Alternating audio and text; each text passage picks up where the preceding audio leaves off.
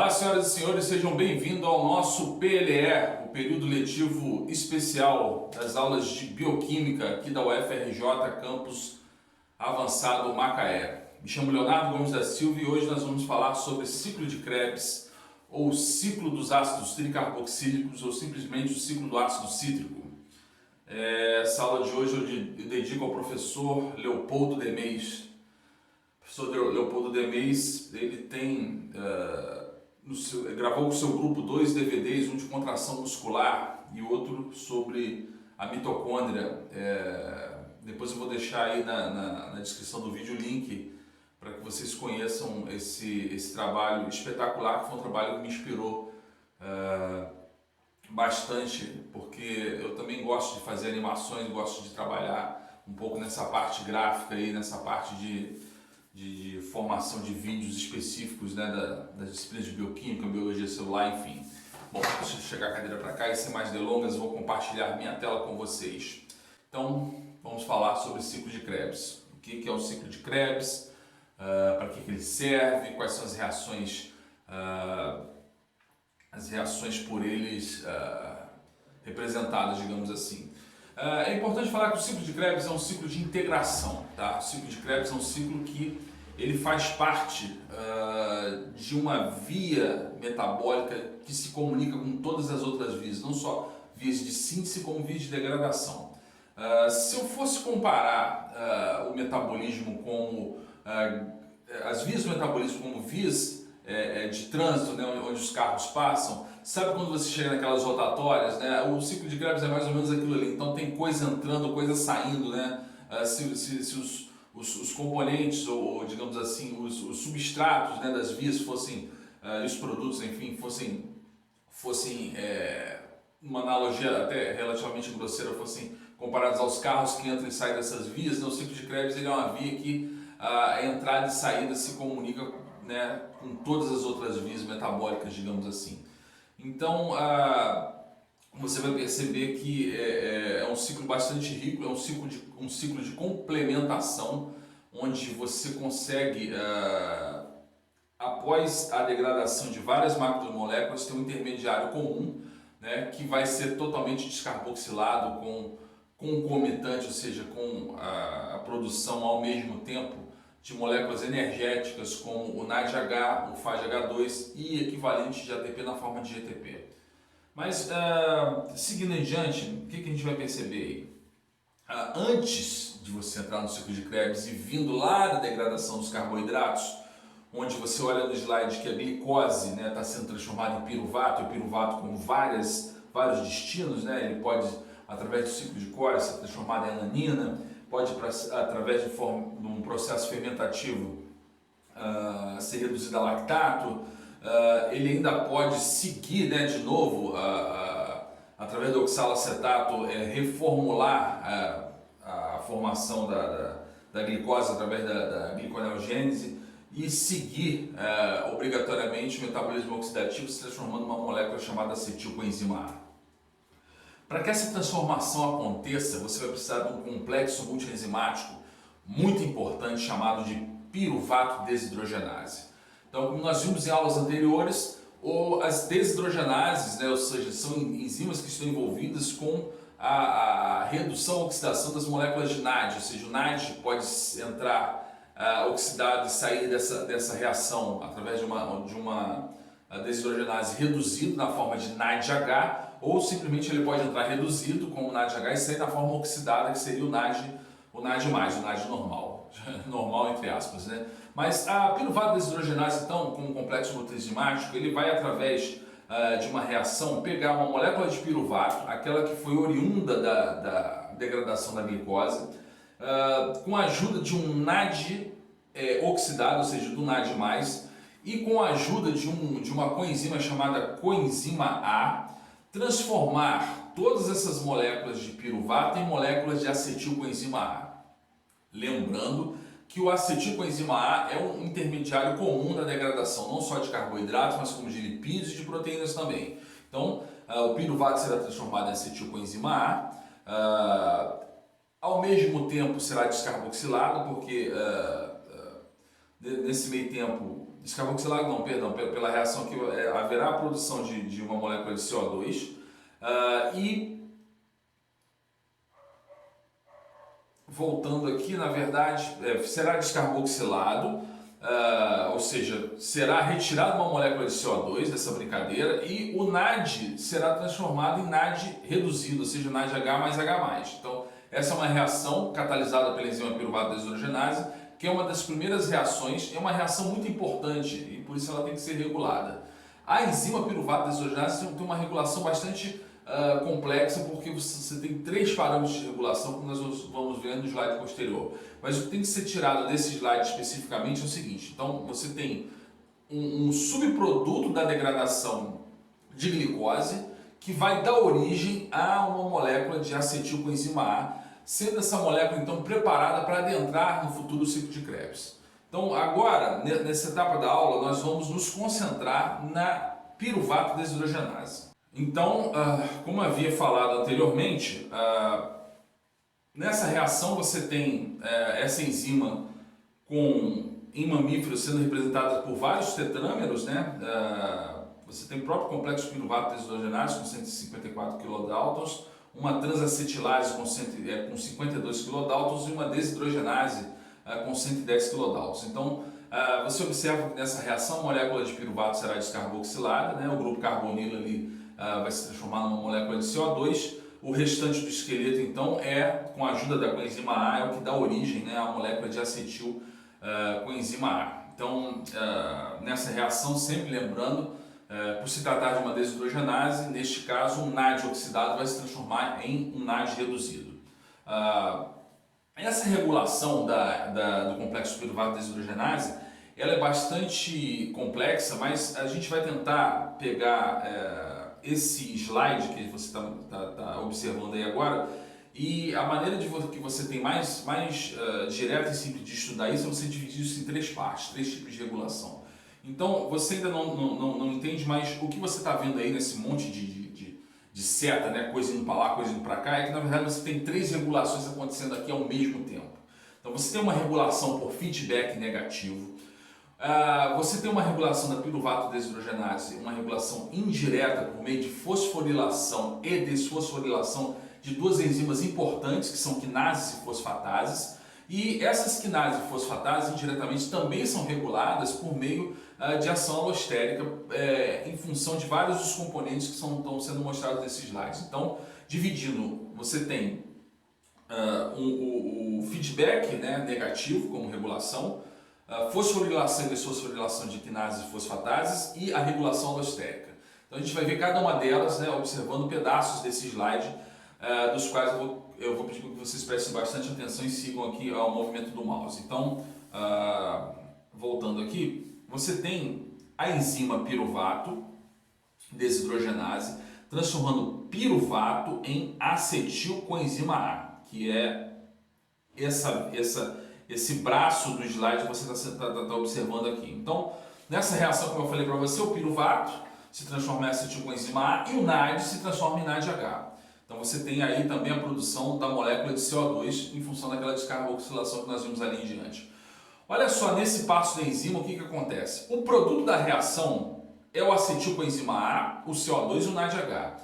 Tanto o acetil-CoA quanto o NADH são digamos assim, moléculas que em excesso acabam regulando ou inibindo a própria formação da piruvato desidrogenase. Então você tem o produto como um fator que em certa quantidade diminui a formação dele mesmo, ou seja, ele atua como um inibidor da enzima piruvato desidrogenase por meio do que nós chamamos de feedback negativo. Por isso, após a setinha aqui, ó, você tem um sinalzinho de menos aqui, ó. Esse sinal de menos indica o quê? Se você produzir acetil-CoA em grandes quantidades, o próprio acetil-CoA, aumentada a sua concentração no meio de reação, ele vai diminuir, né, a velocidade da formação dele mesmo. Assim como o NADH vai atuar como um inibidor, né, negativo por meio desse feedback aí, como um inibidor da enzima piruvato desidrogenase. Beleza? Essa seria a regulação da enzima, uma regulação por feedback negativo, quando a enzima está no estado ativo, né? Então a gente vendo a piruvato desidrogenase no estado ativo, regulando, né, sendo regulada dessa maneira pelo produto da reação, que é o acetil coenzima A e o NADH. Agora, a própria piruvato desidrogenase, ela pode estar em dois estados específicos, no estado ativo, como está sendo mostrado aqui embaixo, ou no estado inativo, como está sendo mostrado aqui em cima. Então, para ela passar do estado inativo para o estado ativo, você vai seguir aqui, ó, essa seta que está aqui. E para ela passar do estado ativo para o estado inativo, você vai seguir essa seta que está sendo mostrada aqui. Só que para ela passar do estado ativo para o inativo e vice-versa, você indiretamente vai depender da ação de duas enzimas, de uma quinase e de uma fosfatase.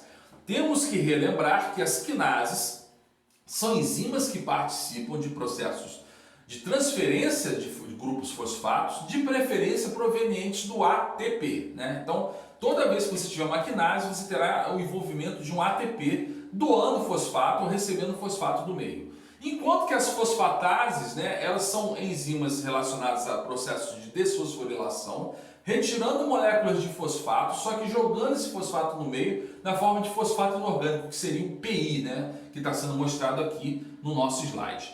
Então vamos tentar imaginar que a piruvato desidrogenase ela está no estado inativo, que ela não está atuando. Como que essa enzima passa do estado inativo para o estado ativo? Você terá então que fazer um processo de desfosforilação, ou seja, ela só passará do estado inativo para o estado ativo quando ela perder esse grupo fosfato que está a ela associado, ou seja, o grupo fosfato associado à própria enzima. Então, deveremos passar por um processo de desfosforilação.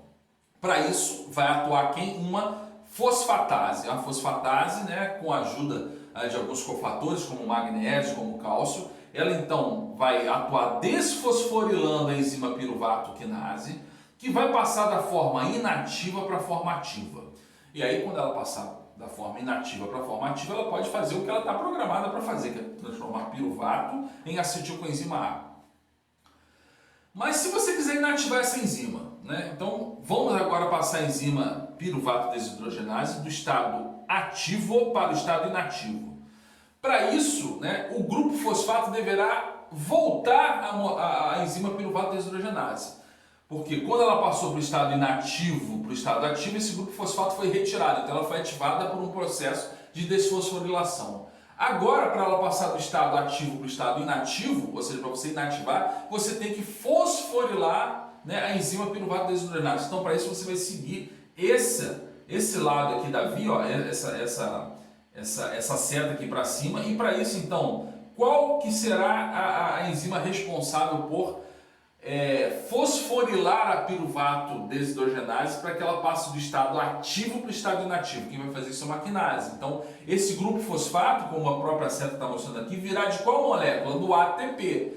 O ATP tem 3 fosfatos, né? Ele vai se transformar em ADP, vai ficar com 2 fosfatos. E para onde foi o fosfato do ATP? Para a enzima piruvato desidrogenase. Agora passa para o seu estado ativado. Então, esta ativação e inativação, né, digamos assim, indireta da enzima piruvato desidrogenase, ela é provocada por processos, né, de fosforilação e desfosforilação catalisados por outras duas enzimas indiretamente, por isso a palavra indiretamente, que são as quinases e fosfatases. Então, fosfatase retira o grupo fosfato, ativando a enzima piruvato desidrogenase, enquanto que a quinase desativa ou inativa a piruvato desidrogenase, fosforilando essa enzima, tá? Guardem isso. Então, essa seria a segunda maneira de você regular o complexo piruvato desidrogenase.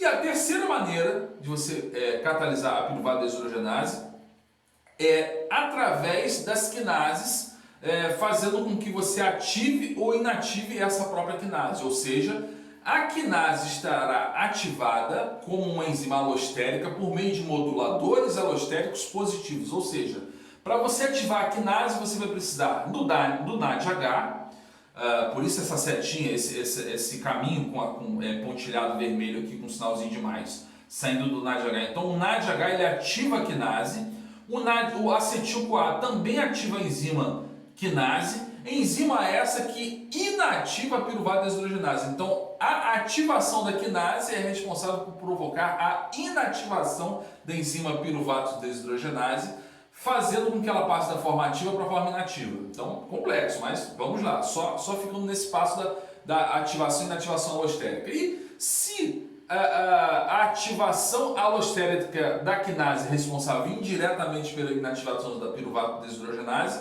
o caminho reverso também é possível de acontecer, ou seja, para que você inative as quinases alostericamente, você vai precisar aqui, ó, seguir o caminho pontilhado em azul. O NAD oxidado, ele é um inativador da quinase. A coenzima A também é um inativador da quinase. A própria molécula de piruvato é um inativador da quinase. E o próprio ADP, né, também é um inativador da quinase. Então, a enzima quinase desativada vai fazer com que a fosfatase, né, que atua no sentido contrário, seja ativada, ou seja, a fosfatase então que passa a piruvato desidrogenase da forma inativa para a forma ativa. Então, por ativação ou inativação alostérica indireta das quinases, você também é capaz de regular o complexo multienzimático chamado de piruvato desidrogenase. Complexo, né? Mas é mais ou menos assim que isso funciona. Então vamos seguir adiante. Até agora você perceba que a gente teve que fazer uma série de processos para que você conseguisse promover a formação da molécula de acetilcoenzima A, e a gente ainda não entrou com ela no ciclo de Krebs. Olha que interessante, ela agora vai entrar no ciclo de Krebs depois desse processo complexo de regulação, depois da formação, né, da molécula de acetilcoenzima A. Então, para entrar no ciclo de Krebs, primeiro o piruvato teve que se transformar em acetilcoenzima A, e agora a gente vai entrar no ciclo de Krebs propriamente dito. Lembrando que a acetilcoenzima A, como o próprio slide está mostrando, é uma via de entroncamento, e a gente está vendo só o caminho piruvato-acetil-CoA entrada no ciclo de Krebs. Agora, o acetilcoenzima A ele pode vir da degradação dos aminoácidos, ele pode vir da degradação dos ácidos graxos, como está sendo mostrado aqui, e o seu destino pode ser o ciclo de Krebs, mas pode ser também a formação de ácidos graxos esterificados, e pode ser também utilizado para a formação dos chamados corpos cetônicos no metabolismo diferente do metabolismo de carboidratos, que é um metabolismo de ácidos graxos de cadeia média e longa. Percebam que se você olhar com um pouquinho mais de cuidado, né, todo o acetil-CoA, né, que foi produzido em excesso, né, através inclusive da degradação de carboidratos, ele automaticamente será transformado em lipídios. Tá? Esse é um passo importante, né, da via, e isso a gente ainda não falou do ciclo de Krebs, mas esse é um passo importantíssimo da via, porque aqui você mostra que se você tiver uma alimentação muito exagerada em açúcar, ali você ter picos hormonais, isso vai fazer muito mais sentido lá na frente, na integração do metabolismo. Aqui você já perceba que a alimentação em excesso de açúcar provoca no metabolismo a formação de ácidos graxos, ou seja, você transforma açúcar em lipídio como uma maneira de você guardar energia para um futuro próximo, no momento de inanição, seja lá o que for. Então, o seu corpo é programado para isso. Por isso, grandes quantidades ou uma alimentação desregulada em carboidratos pode provocar, no final das contas, acúmulo de lipídios, né, de ácidos graxos, digamos assim. Consequentemente, o resultado disso é obesidade, né, acúmulo de peso, acúmulo de lipídios no fim das contas. Tá? Só esse parênteses aí para que vocês percebam como é que os ciclos são integrados, como é que uma alimentação pode ser transformada em outra, assim por diante. Mas vamos seguir adiante, né? Isso aqui é o ciclo de Krebs. Na nossa descrição geral, a gente produziu uma molécula de acetilcoenzima A. Tá? O que vai acontecer com essa molécula de acetilcoenzima A? Como é que ela entra no ciclo de Krebs? Lembrando que o piruvato tinha 3 carbonos, a molécula de acetil-CoA tem 2 carbonos. Tá? Então ela vai entrar no ciclo de Krebs com 2 carbonos. Mas ela não entra simplesmente no ciclo de Krebs. Para ela entrar no ciclo de Krebs, ela precisa, então, como isso é um ciclo, né, ele fica rodando direto ali, ele vai precisar de se fundir com uma outra molécula que é velha conhecida de vocês, que é o oxalacetato. O oxalacetato, onde é que eu ouvi falar dessa molécula? O oxalacetato é aquele precursor, ou seja, aquela molécula que você vai utilizar para regenerar, né,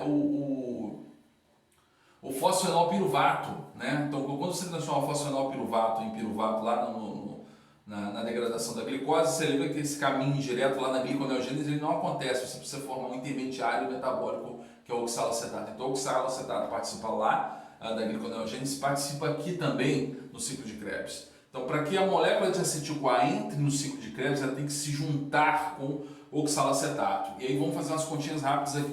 O acetil-CoA ele está com 2 carbonos. O oxalacetato tem 4. Então, quando você fizer essa fusão, você vai formar uma molécula de 6 carbonos. O nome dela é citrato, ou simplesmente o famoso ácido cítrico. Então, a molécula de citrato, né, ela é formada a partir da junção, né, ou da fusão do acetil com a enzima A e com o oxalacetato.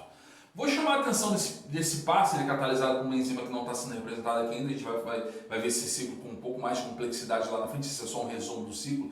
Você vai perceber o seguinte, em regulações da própria via glicolítica lá atrás, a molécula de citrato era algo que inibia a via glicolítica. A gente não entendia muito bem o porquê, agora você entende. Se você tiver um excesso de citrato, não tem por que você quebrar piruvato e gerar acetil com enzima A para formar mais citrato ainda. Então, o citrato desse ciclo aqui inibe, né, a glicólise lá em cima, né? A glicólise antes. Então, vocês já percebam que os ciclos são, bioquimicamente falando, eles são integrados. Eles não trabalham um de cada vez. A gente estuda ele um de cada vez, mas eles são completamente integrados. Então, coisas daqui vão regular outros ciclos lá. E esse é um exemplo clássico da regulação do citrato. No passo anterior, o próprio oxalacetato, né? Se o oxalacetato não está sendo usado para a formação de glicose, ele está sendo usado aqui, né? Então o oxalacetato ele pode ser desviado para formar glicose na gliconeogênese, ou ele pode ser usado para dar vazão à quebra da própria glicose, produzindo piruvato, produzindo acetil-CoA, para permitir essa entrada do acetil com enzima A no próprio ciclo de Krebs. Então o oxalacetato também, ó, é um intermediário, né, que vai ser, de maneira direta ou indireta, digamos assim, um regulador de qual via está funcionando, dependendo da demanda, dependendo de onde ele é necessário, dependendo de onde ele é utilizado. Então, relembrando, nessa brincadeira aqui, o oxalacetato se juntou com acetilcoenzima A. Formamos citrato. Agora o citrato será preparado, né, para ser descarboxilado,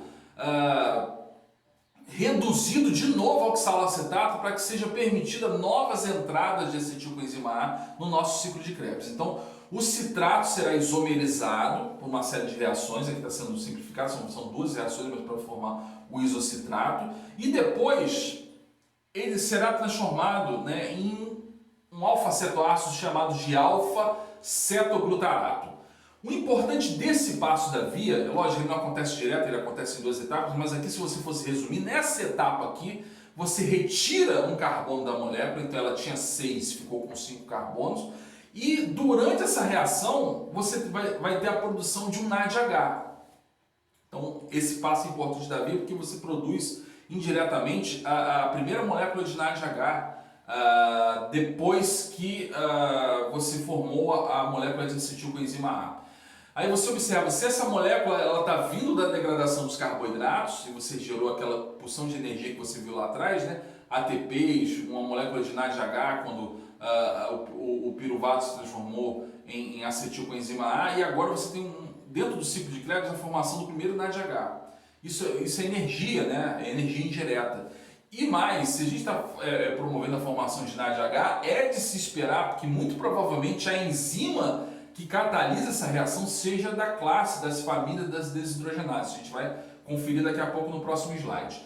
Então formamos uma molécula de alfa-cetoglutarato. Agora, numa nova reação, o alfa-cetoglutarato vai ser transformado em succinilcoenzima A. O succinilcoenzima A é uma molécula que, diferente do alfa-cetoglutarato, ela tem um carbono a menos. Então houve a segunda descarboxilação. Tá aí agora, né? Por isso essa saída de CO2. Essa molécula que tinha 5 carbonos, ela ficará com 4 carbonos. Dessa reação também será produzida uma nova molécula de NADH. Então agora nós temos 2 moléculas de NADH produzidas no ciclo de Krebs. Daí o succinil-CoA será transformado em succinato.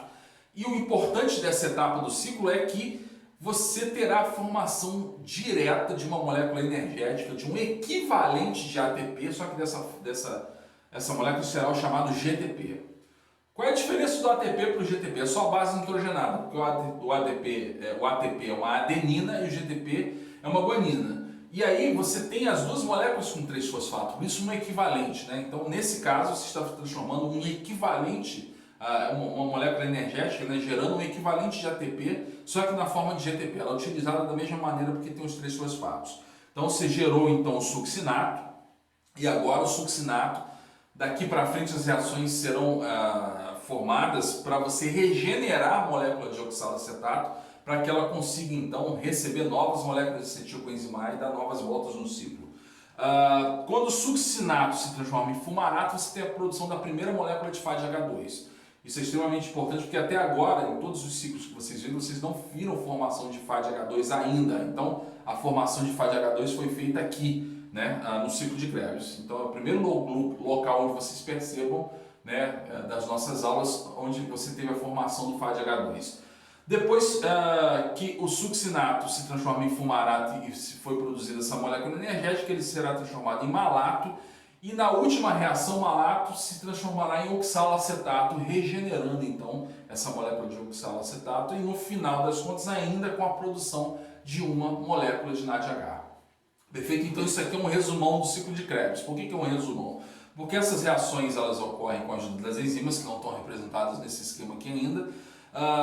Alguns dos substratos mais importantes estão representados aqui, substratos esses inclusive que participam de outras vias metabólicas, e aqui nesse slide é importante você ver o saldo energético, ou seja, para cada volta no ciclo de Krebs, uma molécula de acetilcoenzima A, ela terá durante a sua transformação a concomitante, ou seja, ao mesmo tempo produção de NADH, 3 moléculas de NADH, um equivalente de ATP na forma de GTP e uma molécula de FADH2. Se nós pegarmos uma molécula de glicose que produz 2 moléculas de acetilcoenzima A, você percebam que as duas entram no ciclo de Krebs e produzem cada uma delas isso tudo que eu acabei de falar para vocês. Então, se você pegasse a oxidação completa da glicose entrando no ciclo de Krebs, aqui você deveria multiplicar tudo isso aqui por 2. Então, para cada molécula de glicose, você teria a formação de 2 moléculas de GTP, o equivalente de ATP, 2 moléculas de FADH2 e 6 moléculas de NADH. Então, essa seria o saldo energético dessa reação, né, desse conjunto de reações do ciclo de Krebs, de forma que tudo isso é produzido quando você tem uma oxidação completa de uma molécula de piruvato. Deixa eu só dar uma ajeitada aqui na minha câmera. Pronto, acho que melhorou um bocadinho. Então, seguindo adiante, aqui agora vocês observem um ciclo de Krebs com uma riqueza de detalhes maior, com o nome de todas as enzimas que fazem parte do ciclo de Krebs, e o mais importante, a estrutura, né, dos intermediários metabólicos, mostrando que os complexos enzimáticos atuam, né, na fusão de vários desses esqueletos carbonados, digamos assim, dessas moléculas orgânicas, e atuam na sua descarboxilação. É muito importante que o processo de descarboxilação não acontece na primeira vez que o acetil-CoA entra no ciclo de Krebs. Na verdade, a molécula que está sendo descarboxilada, ela é descarboxilada pelo lado do oxalacetato que estava vindo no ciclo lá atrás. Então, na verdade, a descarboxilação do acetil-CoA ocorre sempre na segunda volta no ciclo de Krebs. Essa que é a realidade, porque depois de todas essas transformações, ele acabou se transformando em oxalacetato, para que você permita as novas entradas do acetilcoenzima A. Então, em algumas literaturas, você vai perceber que essa descarboxilação não é na primeira volta, sim na segunda. Só um detalhe. Então, as enzimas responsáveis pela formação, né, ou que são gerenciadas no ciclo de Krebs aqui, estão em azul, enquanto os intermediários metabólicos estão em vermelho ou cor-de-rosa, dependendo de como vocês conseguem enxergar isso. Os intermediários energéticos, os NAD reduzidos, né, e os oxidados estão em azul também. O FAD H e H2, o FAD, perdão, e o FAD-H2 está em azul, e o equivalente de ATP, na forma de ATP, está em laranja aqui. Então, no ciclo de Krebs, olha, as enzimas são a citrato-sintase, como o próprio nome diz, a citrato-sintase é a enzima que promove a formação da molécula de citrato. Ela pega o oxalacetato, a acetilcoenzima A e transforma isso em citrato. Temos ainda a aconitase, que forma a molécula de cis-aconitato isocitrato. O cis-aconitato é um intermediário metabólico instável, ele é formado, né, como você viu no slide anterior. O citrato não é transformado diretamente em isocitrato, ele tem uma transformação intermediária e você faz essa molécula de cis-aconitato. Depois, o isocitrato também não se transforma direta em alfa-cetoglutarato. Tem um intermediário metabólico instável, nesse caso, que é o oxalosuccinato, mas a enzima que gerencia a formação dos dois é isocitrato desidrogenase. E você percebam que nessa etapa do ciclo aqui, a descarboxilação ela não ocorre, né, juntamente com a formação de NADH. Primeiro você tem a formação de NADH, depois você tem a descarboxilação. Isso é bastante importante. Depois você tem o alfa-cetoglutarato se transformando em succinil com enzima A. Aqui sim você tem ao mesmo tempo a formação do NADH e de uma molécula de CO2, ou seja, da segunda descarboxilação. Depois o succinil-CoA se transforma em succinato, a enzima que faz isso é succinil-CoA sintetase. Depois o succinato é transformado em fumarato, aqui você tem a formação, né, do FAD reduzido, do FADH2. A enzima que faz isso é a succinato desidrogenase, depois vem a fumarase, que transforma fumarato em malato, e depois, por último, outra desidrogenase, que é a malato desidrogenase, formando então mais NADH. Então vocês percebam que o ciclo de Krebs, ele tem como objetivo, né, essa descarboxilação do acetilcoenzima A que veio, né, digamos assim, de diversas reações de quebra de macromoléculas do metabolismo. Aqui a gente só seguiu, né, a quebra do piruvato para a formação do acetilcoenzima A, mas lembra que o acetilcoenzima A ele pode vir de vários locais, né, pode agir como um subproduto de degradação não só de carboidratos, mas de lipídios e de proteínas, né, da transformação do subproduto da degradação de proteínas, que são os aminoácidos, e formam o acetilcoenzima A. E outra função do ciclo de Krebs, né, que a gente passou por ela muito rapidamente, seria, na verdade, a formação de intermediários metabólicos de outras vias. Vocês viram o oxalacetato, participa de outra via. Vocês viram que o citrato, ele é produzido nessa via, mas ele é regulador de outras vias. Aí você tem o oxalacetato, alfa-cetoglutarato, participa muito fortemente aí de reações de transaminação e desaminação como subproduto de degradação de proteína. O próprio succinato, ou succinil com enzima A também, malato, enfim.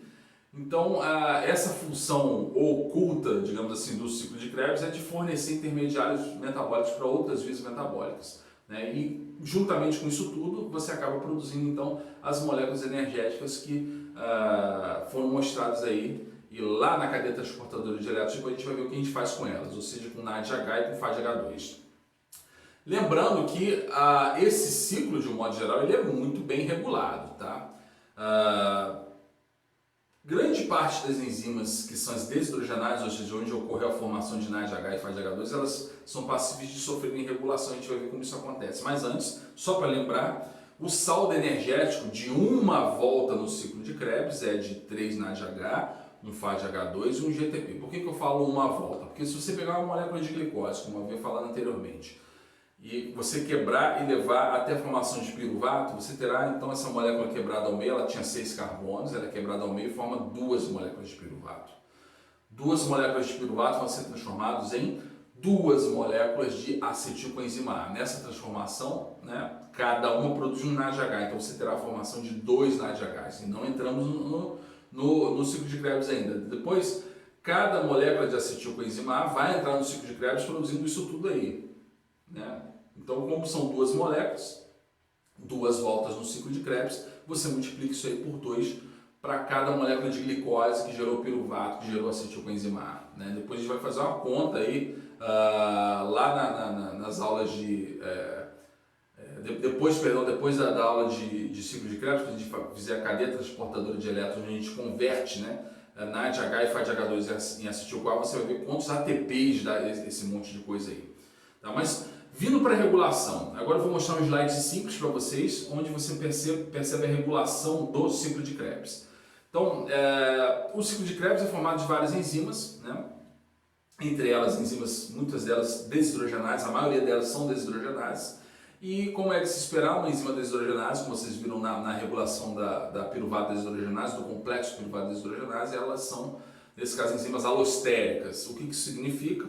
que você terá moduladores positivos e moduladores negativos, ou seja, moléculas que inibem, né, as enzimas ou moléculas que ativam ou aceleram ou melhoram o desempenho das enzimas nesses ciclos. Então, se você observar a regulação do ciclo de Krebs, você vai ver que quando o piruvato é transformado em acetilcoenzima A, você terá como moléculas moduladores positivos dessa enzima alostérica, como ativadores da via, ou como uma regulação positiva da via, as moléculas de AMP cíclico, coenzima A, NAD e cálcio, enquanto os inibidores seriam, está com a setinha vermelha ali, né, o ATP, acetilcoenzima A.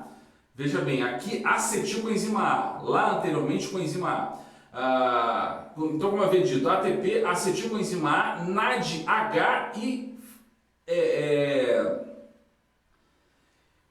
perdão. E... Ai, Jesus, como é o nome disso aí? Os fatty ácidos, faltou a palavra agora, são os ácidos graxos, me desculpe, deu um branco aqui agora. Mas vamos lá.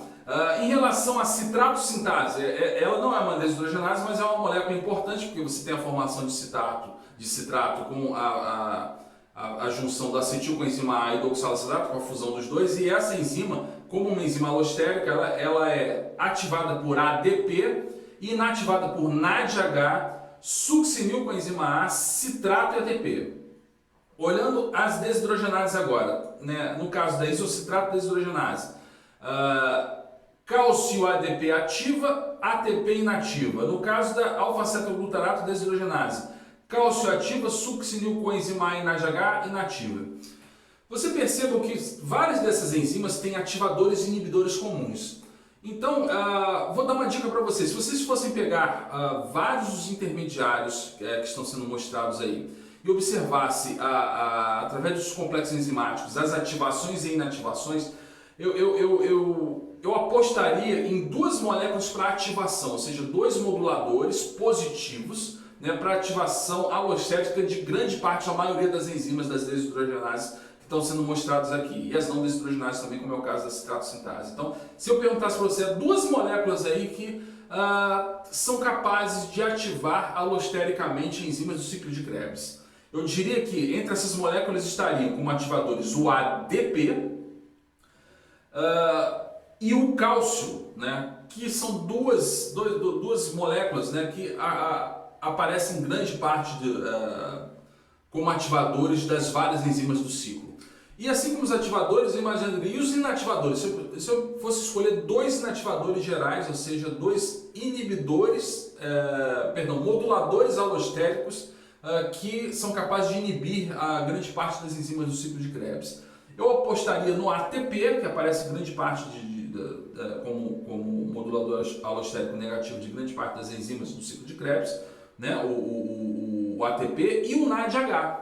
Né? Então, agora vocês ficam aí com dois ativadores e dois inibidores, inibidores alostéricos do ciclo de Krebs. Então, recapitulando, dois ativadores, o ADP e o cálcio, e dois inativadores, o ATP e o NADH.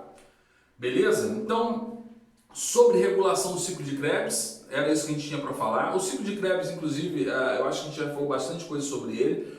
O próximo passo seria falar então sobre a cadeia transportadora de elétrons, ou seja, até agora produzimos várias moléculas diretamente sinônimos de energia na bioquímica, que são os ATPs, e várias moléculas que são sinônimos de energia, mas são indiretos, digamos assim, não são energia direta como ATP, mas são moléculas energéticas que lá na cadeia transportadora de elétrons, através de várias reações que vão acontecer lá, serão transformadas em ATP. Então agora, né, na próxima aula, o próximo ciclo que a gente vai falar deles, é um ciclo onde a gente vai pegar todos os NADHs, todos os PADH2, ou seja, essas moléculas reduzidas, né, e vamos transformá-las, né, em ATP, através da transferência de elétrons, onde cada molécula dessas reduzidas acabam levando, né, consigo esses pares de elétrons, que vão ser muito importantes na cadeia transportadora de elétrons, que vão acontecer lá nas membranas da mitocôndria, como a gente vai observar com riqueza de detalhes. Então, olha, essa aula de hoje foi complicada, tive que gravar ela num local diferente, vocês estão vendo no fundo aqui, depois eu conto para vocês onde é que eu gravei essas aulas, e eu vou ficando por aqui. Muito obrigado